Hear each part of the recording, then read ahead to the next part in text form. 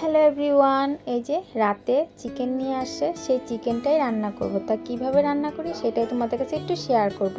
সে অবশ্যই চিকেন রান্না তো সবেই জানে, ঠিক না? তাও একটু আমি তোমাদের কাছে একটু শেয়ার করলাম, যেহেতু অনেকে অনেক ধরনের রান্না করে, আমি আবার কিভাবে রান্না করি সেটাই তোমাদের কাছে শেয়ার করব। তা সেদিন তো দেখানো হয়েছিল আদা রসুন পেস্ট মানে ভেজে আমি সুন্দরভাবে রান্না করেছিলাম, কিন্তু আজকে আর সেটা ভাজবো না।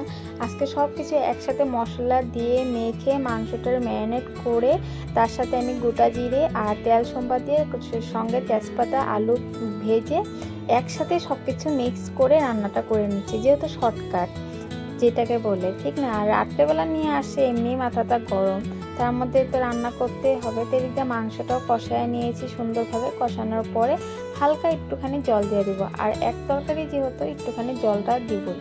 তারপরে এদিক দিয়ে আমি তোমাদের দাদার থালাটা বেড়ে নিলাম। তা আমার রান্নাটা কেমন হয়েছে অবশ্যই জানাও, আর মাংসের কালারটা কেমন আসে সেটাও জানাও। তো ভালো লাগলে অবশ্যই লাইক কমেন্ট শেয়ার করতে ভুলো না। এখনো মতন ভিডিওটা তাহলে এটুকুই। শুভরাত্রি, সবাই ভালো থেকো, সুস্থ থেকো, আবার পরে দেখা